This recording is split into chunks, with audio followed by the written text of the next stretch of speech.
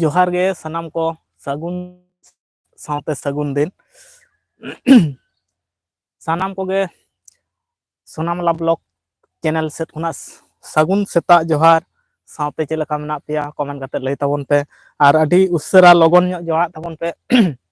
live ring shutter कान ताबोना भागवा लेन गे अडी उसरा हजू ताबोन पे लाइव रे और चिंग मन हां ठीक है चलो सगुन सेता जोहार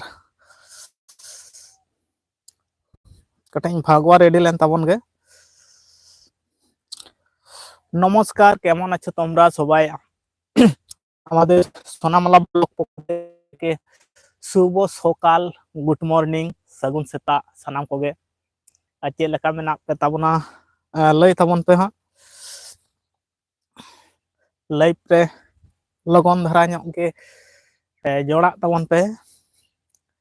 और कमेंट करते बड़ाई चें ताबोन पे ओकोय ओका दिसम खना पे नेले ताबोना चेत को पे चिके बड़ाय दा राबांग को चेलका मेना आसे बांग कना और आपे दिसम ना हलचल को चेलका चाक कना राबांग रिया टावर तेन दो टावर मा अडी डिस्टर्ब ए द चेत बेपार सेता सेता अडी डिस्टर्ब ए द 2 मिनट होइना मिड धबित ते आंगन जोड़ाव कना सनाम को गे हां अडी लगन ᱧᱚᱜ उसरा धारा जोड़ा ताबोन पे रियाड़ कना भाई मेन ताबोना अडी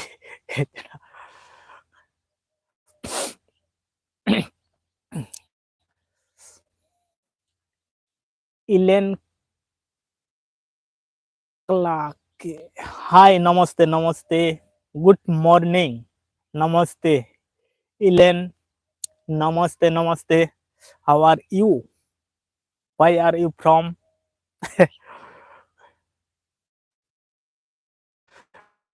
और लाइक तबन पे सनाम को के लाइक तबन पे सभी लोग आप प्लीज लाइक कीजिए और कहाँ कहाँ से आप लोग हमारा लाइव को देख रहा है बता दीजिए कमेंट करके और आप लोग कैसा है और তোমরা সবাই কেমন আছো বলবে আমাদেরকে আমাদের লাইভে সবাইকে অভিনন্দন শুভ সকাল গুড মর্নিং সাগুন সেতা সানাম কোগে আর আᱹᱰᱤ লগন जोड़ा तबन पे और इंग्लिश कोते दो आलोपे कमेंट बड़ाय ताबोना हिंदी ते कमेंट ताबन पे सानताली ते कमेंट ताबन पे बांग्ला ते कमेंट ताबन पे इंग्लिश तो खूब बेस तारा बन बड़ाय ताबोना बेस तारा माने बांगिन बड़ाय ताबोना और तेला को एम दाड़िया ताबोना तेला जहां लका गे एम दाड़ा ताबोना ओंका गे आ तेहिन मा ओका ठेन चो हां आ तेहिन मा ओका ठेन चो हां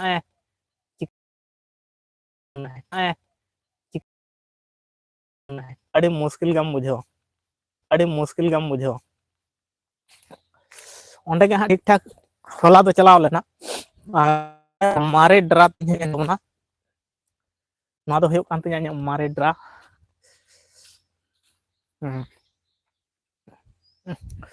नोडे मिटा मुश्किल अनी बेपार ना नोडे तो ठीक गया बैकग्राउंड टा ठीक सही ताहे दरकार कना ताहले ठीक मतो गानो नोडे मोटामुटी ठीक गया और नोडे दो हां हर को हिजुग सेनो आको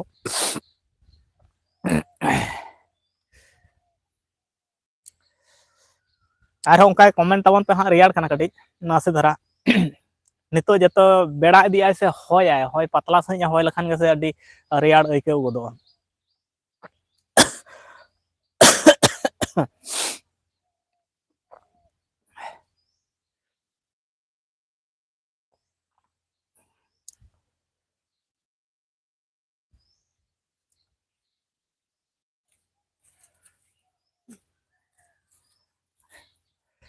बीर ते को चला कना इन हां बीर ते दो हां इन चला ताबोना और किछु आपे को संग कटी रपड़ बड़ा कते हां बीर ते चलाव हियो और चेत को मना को रोड को पे आजम नाम दा से बांग हां इन बन बुझाव दाड़िया कना कमेंट को तो पालन तेंगुन कना से कमेंट के बांग हजू कना बन बुझ दाड़िया कना जहां लाइव रे मेना पे ताबोना कटी कमेंट कते लई ताबोन से मिटांग कमेंट गे हेज कना हां 6 मिनट लेका होइना बाखान होड़ मा अडी गान गे नेलोक कना को नित धबी 12 जन नित धबी मेना को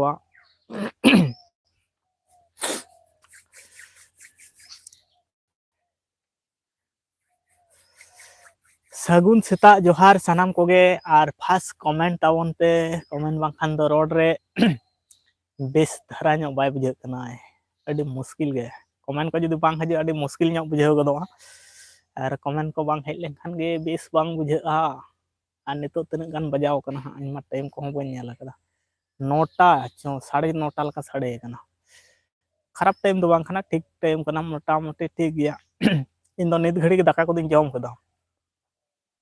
दाका को जम बड़ा तेहना उतु रे ताहे कान तले पालंग आड़ा आलू बिलाती और इनागे और चेत को ले को इजे ताहे कना मालहान भाजी ताहे कना मालहान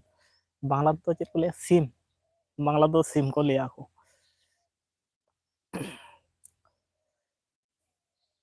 अडी गान हड़ पे कयो का तावना कमेंट पे फास्टे अडी गान इᱧ क्षेत्र के जो बड़ा कना फास्टे कोई हम बांग को कमेंट लगी तो इᱧ क्षेत्र हो नंका बड़ा कना आगे नेला रोड़ई हड़ को हिजु कना निंके होयो गया तो इन कोई हो नित धबित बाको सेटर कना ओंडे चेत कोइन लेया अडी गान नंका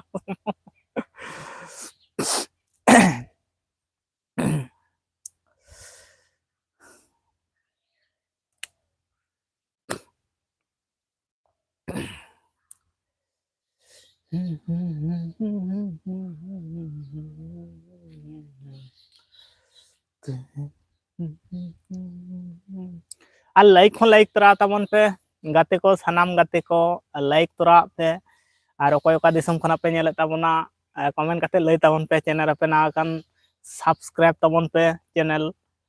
ब्लॉग वीडियो को डाला नवा चैनल खना दो शॉर्ट वीडियो को अपलोडोआ रील शॉर्ट को सेरेंग रील शॉर्ट को ओना को अपलोडोआ और आपे को सपोर्ट एम तबन पे आपे को चैनल हो जदी मना खान यूट्यूब रे ताहले बड़ा हचन तबन पे आपे को चैनल हो सपोर्ट एम होयो अब सपोर्ट तो अब सनाम को बन सपोर्टोआ और चेंज में तबना लाइक तो रहता बन पे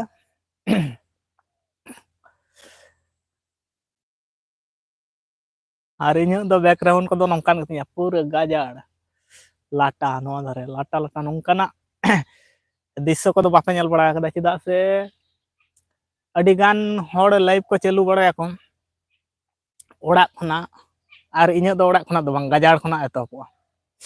मिटन 2000 तीन साल रे चो मिटन कथा वायरल लेना सारी दुलर ओकारे नामो गाजाड़ रे नामो मिटन मिटन कथा वायरल ना अडी ट्रेंडिंग रे ताहे कान ताहे 2003 रे चो 19 रे चो 20 रे चो वांचो 18 रे निंका मिटन ताहे काना जत्तो के सारी दुलर गाजाड़ गाजाड़ ना कथा को अडी इजे ताहे काना माने चेत को मना को इजे ताहे काना ट्रेंडिंग ताहे कान ताहे कमेंट को मा बांग हजु कान ताबन दो अडी मुश्किल गे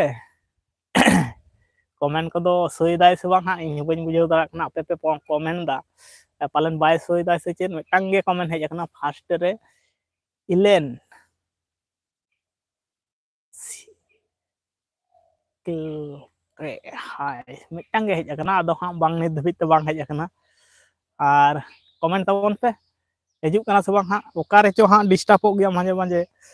किचु किचु समय करे तो बाय सो ऐसे चिका हा से कमेंट के बांग हजु हा नौका होय बड़ा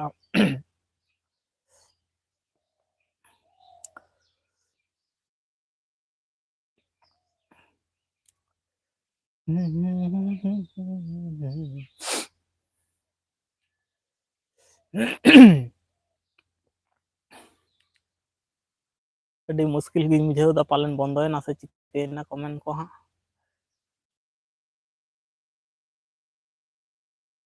और लाइव पे जहां जुदी मेना पे खान कटी कमेंट करते हाय हेलो जहाना गे कमेंट गड का पे से हिजु कना से बांग हा इन बुझाव बन नाम दाड़िया कना 10 11 मिनट लेका होइना कमेंट के बांग हजु कना से बांग पे कमेंट दा ओका बन बुझाव दाड़िया कना पालन पे कमेंट खान हा पालन नोडे इन ठन बाय सोय दाय से बांग देखा कना अडी मुश्किल गदो हा नंका लन खान तो कमेंट तो फास्ट रे मिटंग गे कमेंट हेज कना 11 मिनट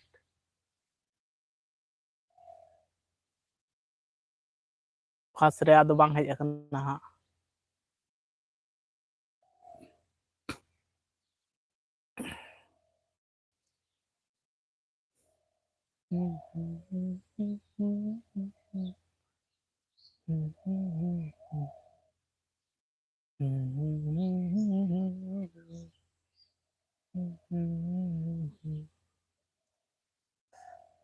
अति मुश्किल गेम बुझेवा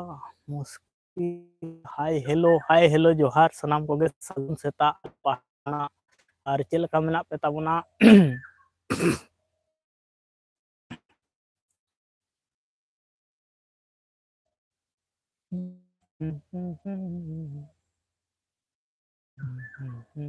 देला लांग से नो नुना बाजे रहा ते दो हां सेरेंग दो बाय मना बुरु कोचा झरना किया झरना देला लांग से नो मेटा सेरेंग सेरेंग को अड्डी गान गे भागे भागे सेरेंग को गे ताहे कना नेतार मा उनकान सेरेंग को गे बांग हदो नेतार तो चे छापरी सेरेंग उडोक कना हिजु में से बांग हिजु में से दो बांग चे को चो उनकान सेरेंग को हेज कना कमेंट के पाले बांग सोक कना से चिक कना इन मा बड़ाई गे बन बुझेउ गे बन नाम दाड़िया कना कमेंट को सोक कना से बांग पे कमेंट दा ओका हो बन नाम दा कना बुझेउ तगे बन नाम दाड़िया कना 13 मिनट होइना हड़मा अड्डी गान गे को हिजु सेनोक कना को एंते रहो कमेंट गे सोक कना से बांग से अड्डी मुश्किल गम बुझेउ गोदा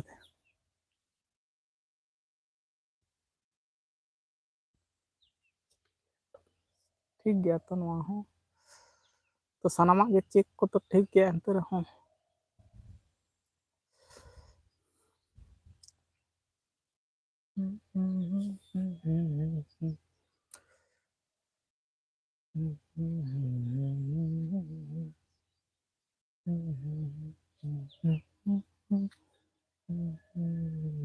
अरे मुश्किल गे बुझेउ गोदो कान दो 14 मिनट होइना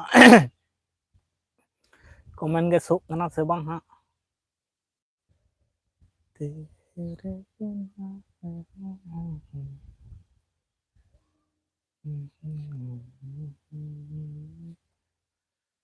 गाते को कमेंट ताबन पे कमेंट सोक कना से बांग हा इन बइन बुझेउ दाड़िया कना 14 मिनट होइना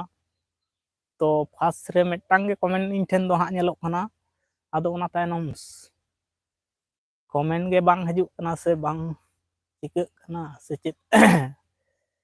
लाइक मा बारिया हेजना कमेंट गे बांग हिजुक कना से चे अड़ी मुश्किल गिन बुझेउ गोद के दो एनर्जी जहां एनर्जी रिपोर्ट रिया ताहे कना ओना एनर्जी मा चाबा कान तिन दो कमेंट बांग सो लेन खान चेत हो दो सुदु कोयो अचुर एकला मा चे एम रोड़ा कमेंट गे हिजुक कना से बांग सोक कना उना हो बांग बड़ा एंतरा कना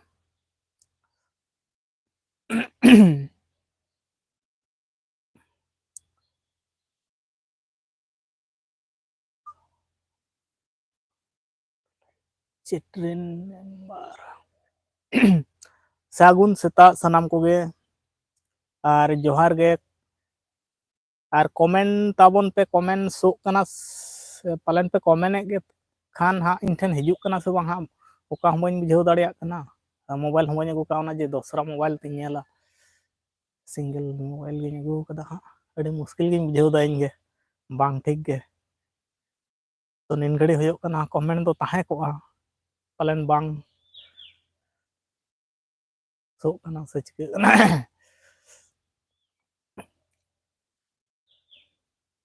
गाते को जहां मेना पिया कडी कमेंट पे से कमेंट हिजुक कना से बांग और जहां गे लाइव रे मेना पिया हाय हेलो रे हो कमेंट करते कमेंट पे ताहलिन बड़ाई दाड़िया कमेंट हिजुक कना से बांग अड़ी मुश्किल गिन बुझेउ दो 14 मिनट रे मिटटांग मटे कमेंट हेज अकना तार माने पालन बंदो कोनो प्रॉब्लम होइना से चेत होयतो पे कमेंट दा कमेंट गे बाय सोक कना इन ठेन नोंका होय दाड़िया किछु किछु समय करे दो नोंका होय दाड़िया चेदा से नित धबित ते मिटटांग गे 14 मिनट 16 मिनट लेका होइना मिटटांग कमेंट गे नेलोक कना पालन आदो बांग हिजुक कना जुदी पे कमेंट ए खान हा लाइव बंद करते गे हा आरो दोहरा चालू होय से चेत सनाम कोगे सगुन सेता जोहार और कमेंट ताबन पे कमेंट मा इन ठेन बाय सोक कना से बांग पे कमेंट दा इन ओका हम बुझेउ दाड़िया कना हा कमेंट गे बांग नेलोक कना इन ठेन दो हा और निन घड़ी होइना पालन जहां बांग जहां को कमेंट किया तो अड़ी मुश्किल के बुझे कना जहां गे नोआ लाइफ रे मेना पिया हाय हेलो रहो कटी कमेंट करते बड़ाय हचोኝ पे से हिजुक कना से बांग ताहलें बड़ाय दाड़िया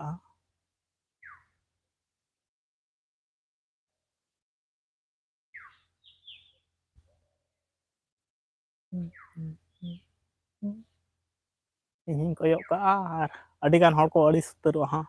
ᱟᱹᱲᱤᱥ ᱦᱤᱡᱩᱜᱼᱟ ᱛᱚ ᱱᱚᱣᱟ ᱠᱚᱢᱮᱱᱴ ᱨᱮᱱᱟᱜ ᱨᱤᱯᱞᱟᱭ ᱟᱠᱚ ᱴᱷᱮᱱ ᱫᱚ ᱦᱟᱸᱜ ᱱᱚᱝᱠᱟ ᱜᱮᱭᱟ ᱟᱠᱚ ᱴᱷᱮᱱ ᱫᱚ ᱥᱳᱜᱼᱟ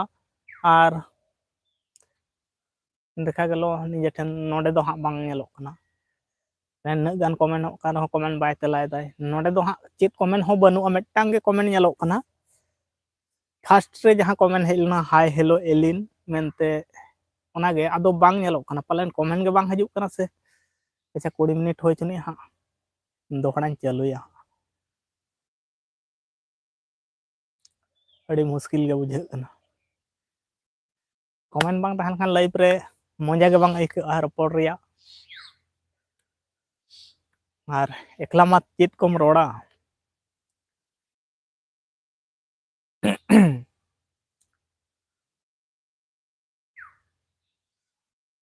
किछु किछु समय करे तो नोंका गे समस्या देखाव गदाय तार माने नोआ दो निश्चय समस्या गे मेना गया बांखान ओय 18 19 मिनट लेका 20 मिनट लेका होइना